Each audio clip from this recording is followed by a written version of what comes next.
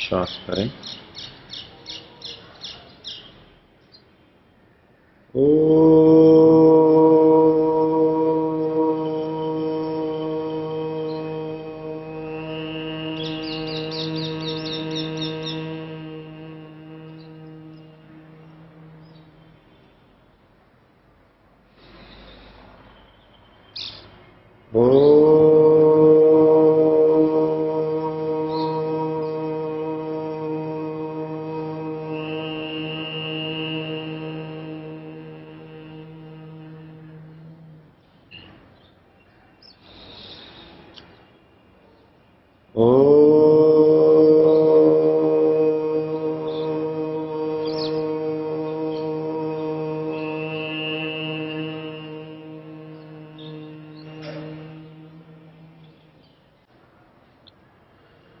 ईशोपनिषद का प्रकरण चल रहा है।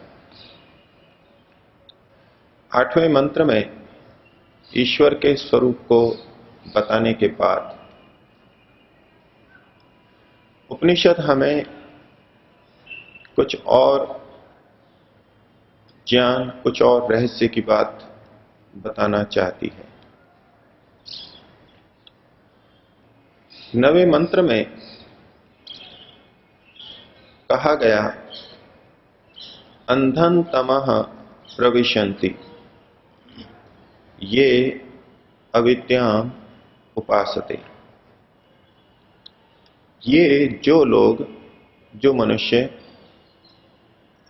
अविद्याम उपासते, अविद्या को उपासना करते हैं, अर्थात अविद्या की उपासना करते हैं, वे अंधन तमः प्रविशन्ति, घोर अंधकार को प्राप्त करते हैं, घोर अंधकार में प्रवेश करते हैं। बात समझ में आती है कि जो अविद्या की उपासना करेगा, जो अविद्या में रहेगा, उसका पतन तो होगा ही। अगली पंक्ति में कहा, ततः भूय इव, इनसे भी निचली स्थिति के अंदर और घोर अंधकार में जाते हैं। कौन लोग? यऊ विद्यायाम रता, जो विद्या में रत हैं। पहली पंक्ति तो समझ में आती है, लेकिन दूसरी पंक्ति के लिए प्रश्न खड़ा होगा कि ये कौन सी बात हुई कि अविद्या में रहने वाले तो अंधकार को प्राप्त होते हैं, लेकिन विद्या में रहने वाले और भी अधिक अंधकार को प्राप्त होते हैं। अब उपनिषद कुछ रहस्यात्मक होते हैं, कुछ रहस्यात्मक बातें करते हैं। अर्थात यहां हमको उनके कथन का कुछ तात्पर्य समझना होगा। वो कुछ और कहना चाह रहे हैं। पहली पंक्ति से जो हम अविद्या का अर्थ ग्रहण कर रहे हैं, सामान्यतया अविद्या का मतलब विद्या से भिन्न कोई वस्तु, कोई चीज। अविद्या अर्थात विद्या का अभाव, ज्ञान का अभाव, ज्ञान न होना, विद्या न होना। अविद्या का यदि यह अर्थ लें तो भी दोनों पंक्तियों की संगति नहीं लगेगी कि जो ज्ञान से रहित हैं वो तो अंधकार को प्राप्त होते ही हैं, लेकिन जो ज्ञान से युक्त हैं वो और अधिक अंधकार को प्राप्त होते हैं। बात वहीं उलझ के रह जाती है। अविद्या का यदि दूसरा अर्थ किया जाए, अर्थात विद्या से विपरीत उल्टा ज्ञान, मिथ्या ज्ञान, तो भी बात वहीं उलझ के रहेगी कि जो मिथ्या ज्ञान से युक्त हैं वो घोर अंधकार को प्राप्त होते हैं, और जो विद्या से, सत्य ज्ञान से युक्त हैं वो और भी घोर अंधकार में जाते हैं और निचली स्थिति में जाते हैं।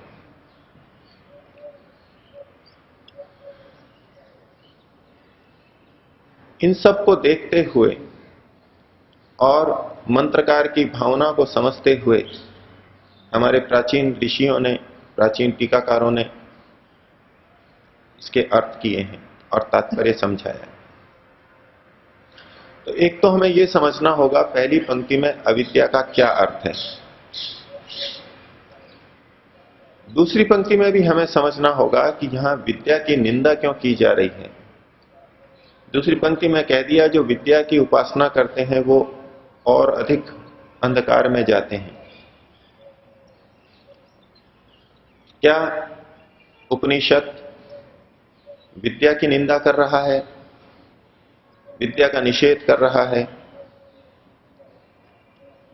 जो उपनिषद ज्ञान की बातें करती हैं, हमको मुक्ति तक पहुंचाने की बात करती हैं, वो विद्या का खंडन कभी नहीं कर सकती।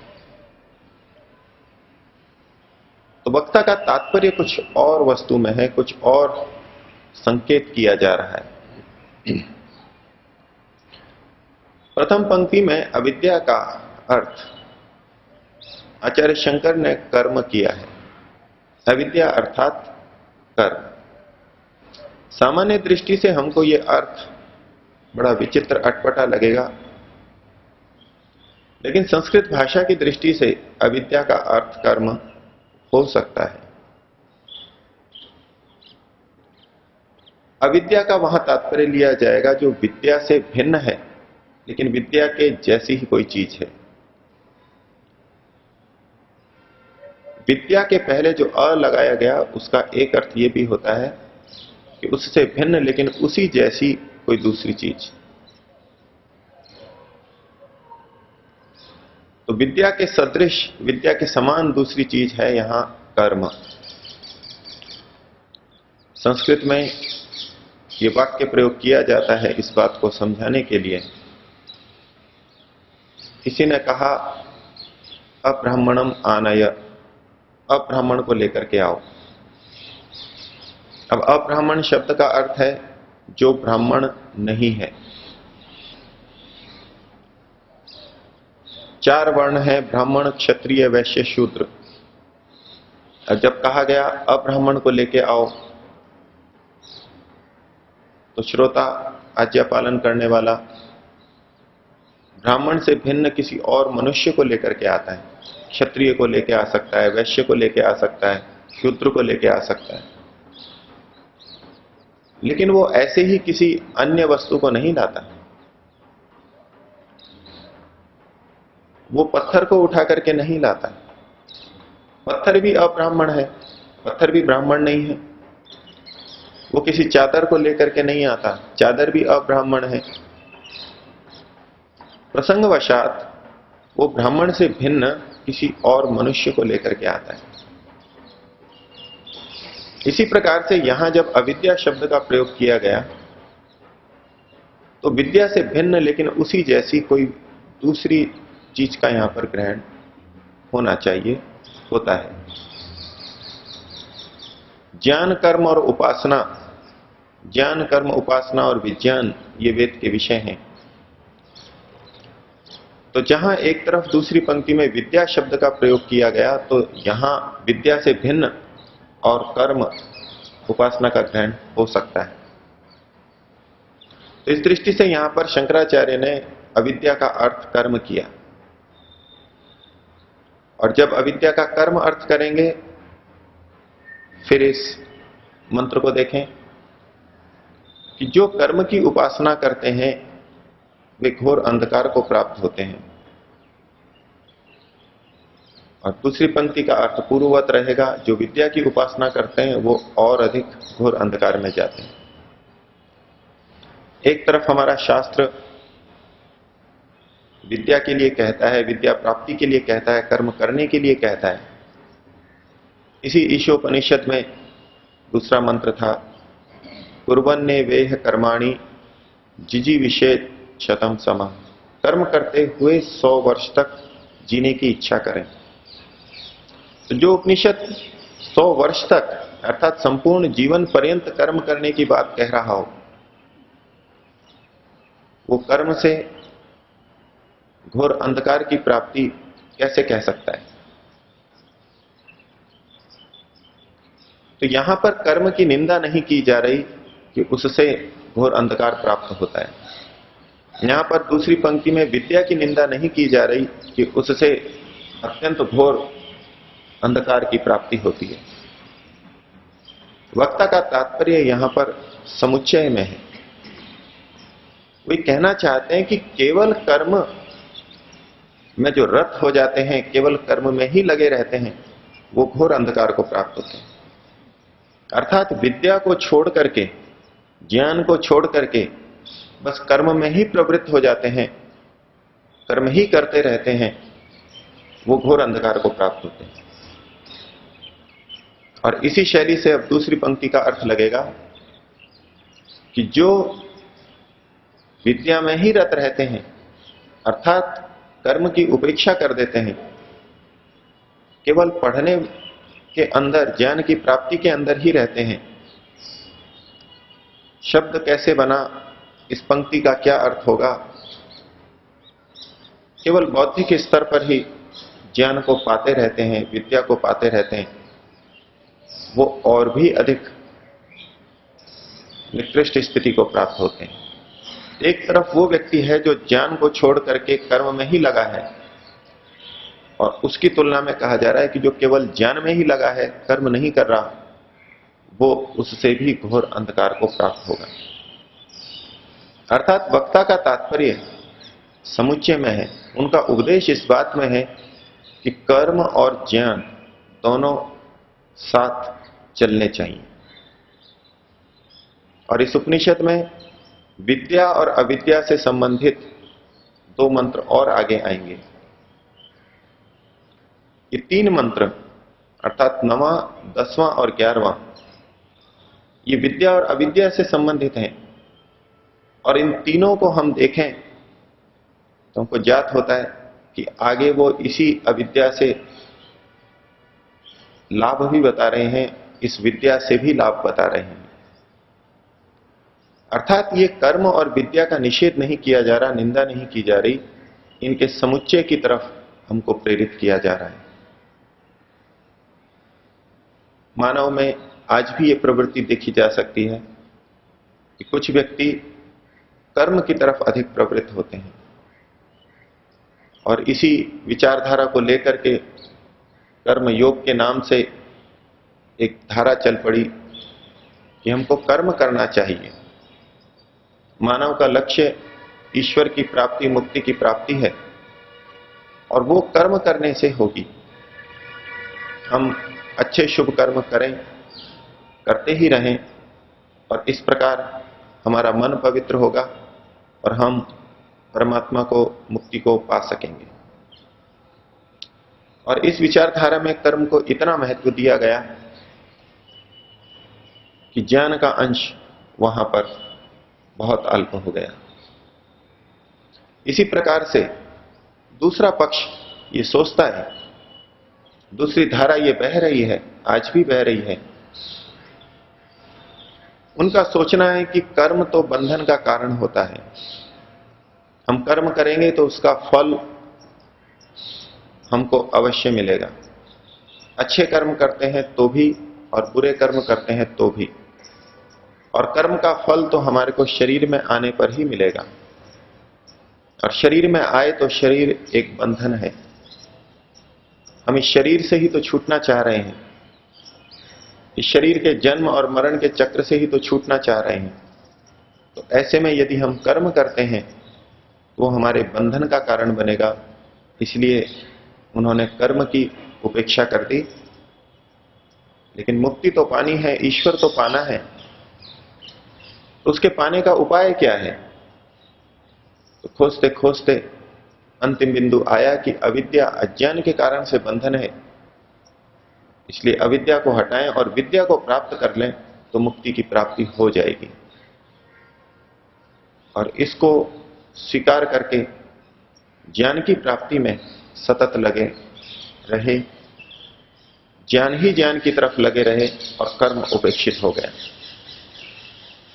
ये स्थितियां सदा से मनुष्य के साथ में रही होंगी, इसलिए यहां पर इस मंत्र में हमें सावधान किया जा रहा है कि कर्म और विद्या, ज्ञान और कर्म दोनों को हमें साथ में लेकर के चलना है। इस पे थोड़ा सा और विचार करें कि जो केवल कर्म में रत हैं वो कैसे अंधकार को प्राप्त होते हैं, क्यों वो अंधन तमह घोर अंधकार को प्राप्त होते हैं, और जो विद्या में रत हैं वो क्यों और कैसे और अधिक घोर अंधकार को प्राप्त करते हैं। कर्म और विद्या, कर्म और ज्ञान एक दूसरे के बिना कभी रह नहीं सकते।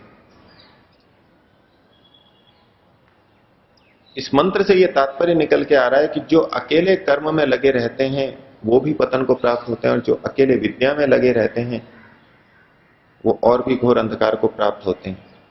लेकिन क्या कोई ऐसा व्यक्ति है जो केवल कर्म ही कर्म करता हो, ज्ञान, जानकारी, विद्या उसमें बिल्कुल ना हो? और क्या कोई ऐसा व्यक्ति हो सकता है जो केवल विद्या में रत रहे और कुछ कर्म न करता हो, कर्म को पूरी तरह त्याग दे? जो भी व्यक्ति कर्म करता है, कर्म से पूर्व कुछ न कुछ उसको जानकारी होती है, तभी कर्म करता है। ये अलग बात है कि वो जानकारी गलत भी हो सकती है और ठीक भी हो सकती है, लेकिन कर्म हमेशा ज्ञान पूर्वक ही होता है, जानने के बाद ही कर्म होता है। और जिस समय व्यक्ति कर्म कर रहा होता है उस समय भी वो बहुत सारी चीजें जान रहा होता है। कर्म से भी ज्ञान प्राप्त होता है। महर्षि दयानंद ने कहा, और हम अपने जीवन में प्रत्यक्ष भी देख सकते हैं, कि कोई भी मनुष्य एक क्षण के लिए भी ज्ञान, कर्म और उपासना से रहित नहीं होता। हम हर क्षण शरीर से अथवा इंद्रियों से, वाणी से अथवा मन से कुछ न कुछ कर्म करते ही रहते हैं। तो जब कहा गया जो केवल ज्ञान में रत हैं, विद्या में रत हैं, वो भी कर्म से रहित तो है ही नहीं, उनके कर्म भी सतत चल ही रहे हैं। जिस विद्या को वो पढ़ना चाह रहे हैं, पढ़ रहे हैं, जिस पुस्तक को पढ़ रहे हैं या किसी को सुन करके ज्ञान प्राप्त कर रहे हैं, ये भी तो वो एक कर्म कर रहे हैं। अगर कर्म को बिल्कुल छोड़ दिया जाए तो वो ज्ञान भी प्राप्त नहीं कर सकते। तो कर्म तो उनके साथ भी सतत चल रहा है, और सामान्य जीवन यापन के लिए जो कर्म आवश्यक हैं वो भी वे करते हैं।